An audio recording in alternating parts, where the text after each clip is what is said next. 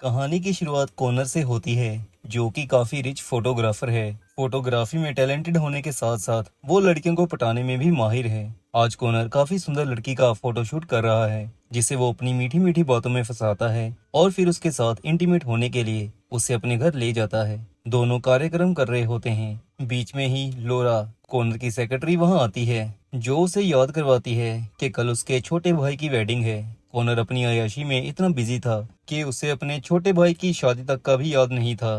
तभी लोरा उसे कहती है कि उसकी तीनों गर्लफ्रेंड्स की एक साथ कॉल आ रही है। कॉनर उसे कॉल पिक करने को कहता है और फिर वो तीनों के साथ इकट्ठे सामूहिक ब्रेकअप कर लेता है। तीनों लड़कियां काफी दुखी होती हैं, लेकिन कॉनर को कुछ फर्क नहीं पड़ता। फिर कॉनर उस जगह पहुंचता है जहां उसके छोटे भाई पॉल की शादी है। असल में ये जगह और कोई नहीं बल्कि इनके पेरेंट्स का घर होता है, जहां कॉनर की पुरानी यादें जुड़ी हैं। कॉनर जब अंदर जाता है तो देखता है कि सभी वेडिंग की प्रैक्टिस कर रहे हैं। यहाँ कॉनर जेनी को भी देखता है, जिसे वो काफी टाइम पहले डेट कर चुका है। पॉल की सैंड्रा से शादी होनी है। पॉल अपने भाई को देख के काफी खुश है। कॉनर लेकिन पॉल को वार्न करता है कि उसे शादी नहीं करनी चाहिए। शादी करना बेवकूफी वाला काम है, उसके पास अभी भी टाइम है, शादी ना करे। पॉल लेकिन कहता है कि वो सैंड्रा से बहुत प्यार करता है। जेनी ने भी कॉनर की बातें सुन ली थी। वो कॉनर को पॉल से दूर रहने को कहती है। फिर कॉनर और जेनी एक दूसरे से बात करते हैं। जेनी उसे कहती है कि भले ही तुम लोगों को बेवकूफ बना लो कि तुम्हारे पास दिल नहीं है, लेकिन तुम अपने भाई की वेडिंग में आए हो। इससे ये पता चलता है कि कॉनर किसी से तो प्यार करता है। फिर कॉनर सैंड्रा से मिलता है और उसके बाद सैंड्रा की ब्राइडमेड से, जो कि कॉनर के साथ पहले इंटीमेट हो चुकी हैं। इसके बाद रात पार्टी होती है, जहां कॉनर काफी ड्रिंक कर लेता है। फिर वो वॉशरूम जाता है, जहां उसे अपने अंकल वेड दिखाई देते हैं, लेकिन ये पॉसिबल नहीं था क्योंकि अंकल वेड की डेथ हो चुकी है। कॉनर उनसे पूछता है, आप यहाँ क्या कर रहे हैं? तो अंकल वेड कहते हैं कि बेटा, तुम जिस रास्ते पर चल रहे हो, अंत में तुम सिर्फ अकेले रह जाओगे। लेकिन कॉनर कहता है कि आप ही ने मुझे ये सब करना सिखाया है। अंकल वेड कहते हैं कि जब मैं मरा था तब मेरे फ्यूनरल पर कोई भी नहीं आया था। मैं नहीं चाहता कि तुम्हारे साथ भी ऐसा ही हो, लेकिन कॉनर मान नहीं रहा होता। फिर अंकल वेड कहते हैं कि आज रात तुमसे मिलने 3 घोस्ट आएंगे, एक पास से, एक प्रेजेंट से और एक फ्यूचर से, जो तुम्हें सही रास्ता दिखाएंगे। इतना कह के अंकल वेड वहां से गायब हो जाते हैं। कॉनर को लगता है कि ज्यादा पी लेने के कारण उसे भ्रम हो रहा है। फिर वो पार्टी में वापस जाता है,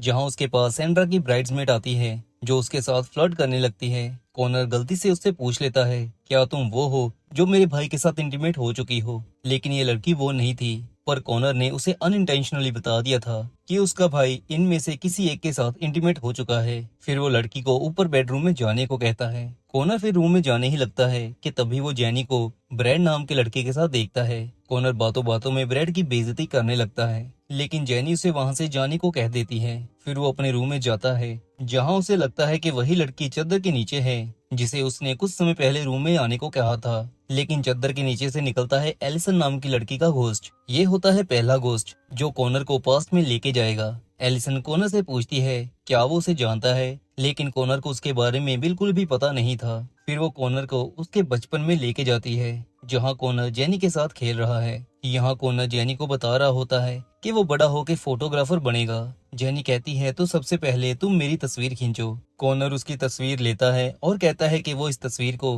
हमेशा अपने पास रखेगा। फिर जेनी उसे किस करने लगती है, लेकिन कॉनर किस करता नहीं और शर्मा के अपने माता पिता के पास चला जाता है, जो कि काफी खुश लग रहे होते हैं। बड़े कॉनर को याद आता है कि अगले दिन उसके पेरेंट्स का एक्सीडेंट हो गया था, जिसमें दोनों मारे गए थे। फिर एलिसन कॉनर को स्कूल की प्रोम नाइट में लेके जाती है, जहां कॉनर जेनी के साथ प्रोम में आया है। जेनी और कॉनर दोनों ही अब एक दूसरे को पसंद करने लगे हैं, लेकिन दोनों में इतनी हिम्मत नहीं कि वो एक दूसरे को दिल की बात बता पाएं। फिर कॉनर हिम्मत करके जेनी को डांस के लिए पूछने ही लगता है कि तभी जेनी की दोस्त आती है और बताती है कि उसे एक लड़का डांस के लिए पूछ रहा है। वो लड़का हैंडसम था। जेनी एक बार कॉनर की तरफ देखती है, लेकिन कॉनर से कुछ बोला ही नहीं जाता, जिसकी वजह से वो दूसरे लड़के के साथ डांस करने के लिए मान जाती है। और यहाँ होता है यंग कॉनर का पहली बार हार्ट ब्रेक। बड़ा कॉनर कहता है कि ऐसा ही होता है, जिसे तुम प्यार करते हो वो ऐसे ही लात मारता है। लेकिन एलिसन उसे समझाने की कोशिश करती है कि छोटा कॉनर जेनी से बात भी कर नहीं पाया था। फिर छोटा कॉनर देखता है कि जेनी उस लड़के को किस कर रही है, जिसकी वजह से वो प्रोम छोड़ के अपने अंकल वेड के साथ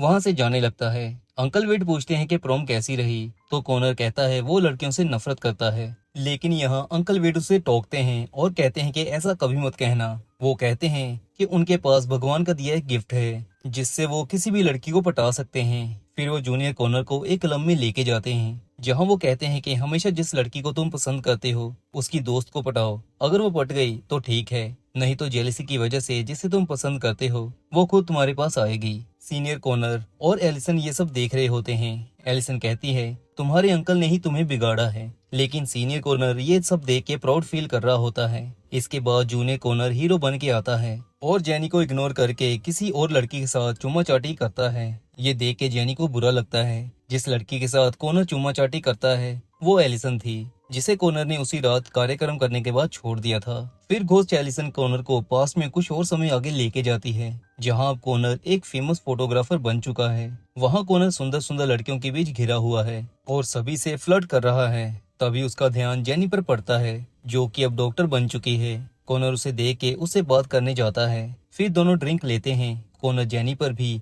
अपने डोरे डालता है, लेकिन जेनी तो उसे पहले ही जानती है। वो उसे कहती है मेरे साथ ऐसी ट्रिक्स मत खेलो। फिर दोनों काफी देर बातें करते हैं जिसकी वजह से दोनों में नजदीकियां बढ़ती हैं। फिर कॉर्नर उसे उसके घर छोड़ने आता है। कॉर्नर ने तो जेनी के साथ इंटीमेट होना था, लेकिन जेनी उसे बाहर से ही बाय बाय करती है और कहती है कि जब सही टाइम आएगा हम जरूर इकट्ठे घर आएंगे।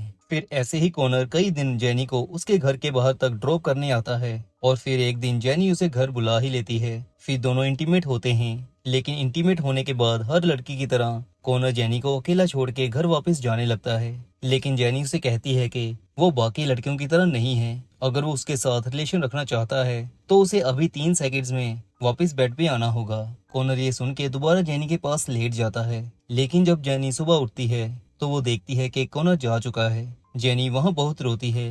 प्रेजेंट कॉर्नर और एल्सन ये देखते हैं। घोस्ट कॉर्नर अपने आप को डिफेंड करने के लिए कहता है कि वो ऐसा ही है। फिर एलिसन कॉर्नर को ऐसे रूम में लेके जाती है जहाँ ढेर सारी लड़कियां थी। कॉर्नर पूछता है ये सब कौन हैं? तो एलिसन बताती है कि ये सारी लड़कियां वो हैं जिनका तुमने कभी ना कभी दिल तोड़ा था। फिर सारी लड़कियां मिलके कॉर्नर को मारने लगती हैं। तभी कॉर्नर को दोबारा शादी वाले घर अपने रूम में होश आती है। कॉर्नर जल्दी नीचे जाता है जहाँ सभी फन कर रहे होते हैं। कॉर्नर इतना सब देख के काफी बेचैन था। वो फिर विस्की ढूंढता है, लेकिन घर में विस्की खत्म हो चुकी थी। वो फिर किचन में जाता है और वहाँ उसका ध्यान शादी वाली विस्की पर जाता है जो कि शादी वाले दिन ही खोलनी थी। लेकिन विस्की का भूखा कॉर्नर कुछ नहीं देखता और एक बोतल को ओपन कर देता है।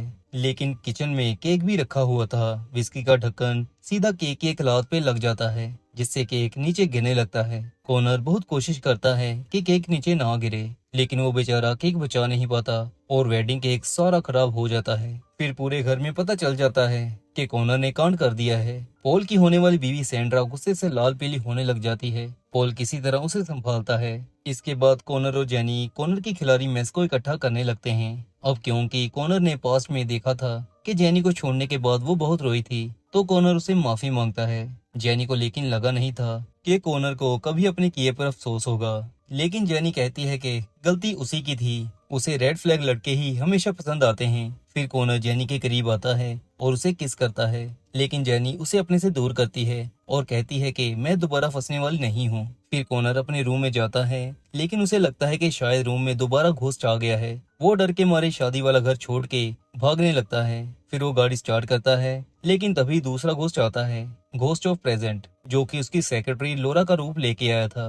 कॉर्नर उसे कहता है कि मैं कहीं नहीं जाने वाला, लेकिन लोरा कहती है कि वो उसे प्रेजेंट में दिखाने वाली है कि उसके जाने के बाद लोगों को उसकी कमी खलती है या नहीं। सबसे पहले लोरा कॉर्नर को शादी वाले घर लेके आती है जहां कॉर्नर के जाने के बाद सभी खुश हैं। कॉर्नर देखता है कि सभी उसकी पीठ के पीछे उसकी बुराइयां कर रहे हैं, लेकिन वहीं पोल अपने बड़े भाई की साइड लेता है और कहता है कि मेरा भाई चाहे किसी के लिए बुरा हो, लेकिन मेरे लिए वो मेरा बड़ा भाई ही रहेगा। मोम डैड के जाने के बाद उसी ने मुझे संभाला है, मुझे पता है वो एक दिन जरूर ठीक हो जाएगा। कॉर्नर ये सुन के बहुत अच्छा फील करता है। फिर कॉर्नर सैंड्रा की ब्राइड्समेड की बातें सुनता है जो कह रही होती हैं कि कॉर्नर के साथ सिर्फ इंटीमेट हुआ जा सकता है, उसके साथ रहना कौन चाहेगा। उनमें से एक कहती है कि जेनी अभी भी बेवकूफों की तरह उसे प्यार करती है। ये बात जेनी सुन लेती है जिससे वो काफी दुखी होती है। कॉर्नर फिर देखता है कि जेनी किचन में जाके अकेले ही केक को ठीक कर रही है। तभी वहाँ ब्रैड आता है जो उसकी हेल्प करने लगता है। कॉनर ब्रैड को वहाँ से भगाने की कोशिश करता है, लेकिन भूल जाता है कि वो अभी के लिए एक भूत है।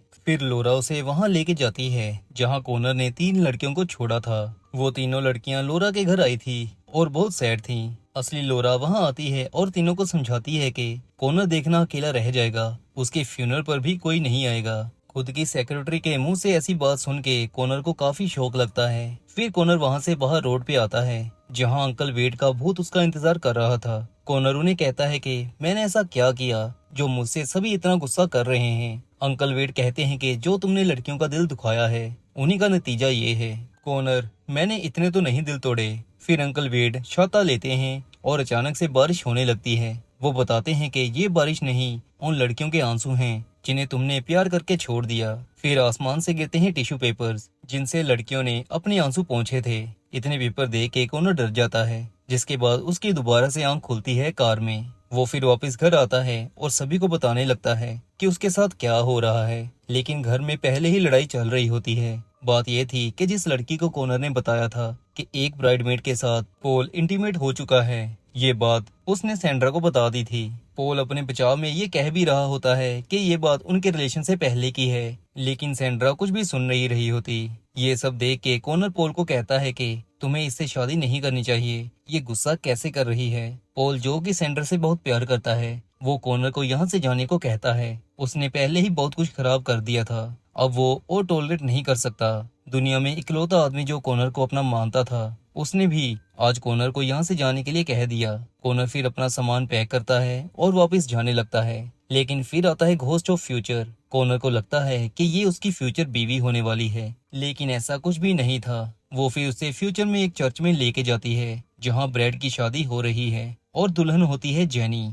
ये देख के कॉनर शादी रुकवाने की कोशिश करता है, लेकिन वो तो भूत है। शादी के बाद वो पॉल को देखता है जो अकेला था, उसकी शादी नहीं हुई थी और इसकी वजह थी कॉनर। फिर घोस्ट दिखाता है पॉल बूढ़ा हो गया है और वो किसी की कब्र पर जा रहा है। ये कब्र होती है कॉनर की, जहाँ पॉल के अलावा कोई भी नहीं आया। कॉनर को यहाँ रियलाइज होता है कि उसके किसी से भी रिलेशन ना बनाने की वजह से आज उसके फ्यूनरल पर कोई भी नहीं आया, जैसा अंकल वेड ने कहा था, जिससे कॉनर को फील होता है कि उसे चेंज होना पड़ेगा। फिर कॉनर को दोबारा से होश आती है तो वो शादी वाले घर अपने रूम में जागता है। अपने आप को सही सलामत देख के वो काफी खुश है। फिर वो जल्दी नीचे जाता है जहाँ पॉल उसे बताता है कि सैंड्रा ने शादी कैंसिल कर दी है और वो वापस जा रही है, लेकिन कॉनर ऐसा होने नहीं देना चाहता। वो फिर अपनी जान पे खेल के सैंड्रा की कार रुकवाता है। कार में जेनी भी होती है। कॉनर सैंड्रा को कहता है कि पॉल उससे बहुत प्यार करता है, उसे छोड़ने की गलती मत करो। मैं मानता हूँ मुझसे बहुत गलतियां हुई, लेकिन इसकी सजा मेरे भाई को मत दो, वो तुम्हारे बिना रह नहीं पाएगा। सैंड्रा आखिर मान ही जाती है, जिसके बाद सैंड्रा और पॉल की फाइनली शादी होती है। शादी के बाद कॉनर अपने छोटे भाई के लिए इमोशनल स्पीच देता है, जिसे सुन के सभी काफी खुश होते हैं। कॉनर फिर जेनी के पास जाता है और उसे दोबारा उसके साथ रिलेशन में आने को कहता है, लेकिन जेनी को उस पर भरोसा नहीं। फिर कॉनर अपने पर्स में से जेनी की खींची हुई फोटो दिखाता है जो उसने बचपन में खींची थी, आज तक उसने संभाल के रखी थी। ये देख के जेनी का मन पिघल जाता है, जिसके बाद फिर दोनों किस करते हैं और इस तरह कॉनर लड़कीबाजी छोड़ के एक अच्छा इंसान बन जाता है। मूवी एक्सप्लेनेशन अगर अच्छी लगी हो तो चैनल सब्सक्राइब जरूर करिएगा।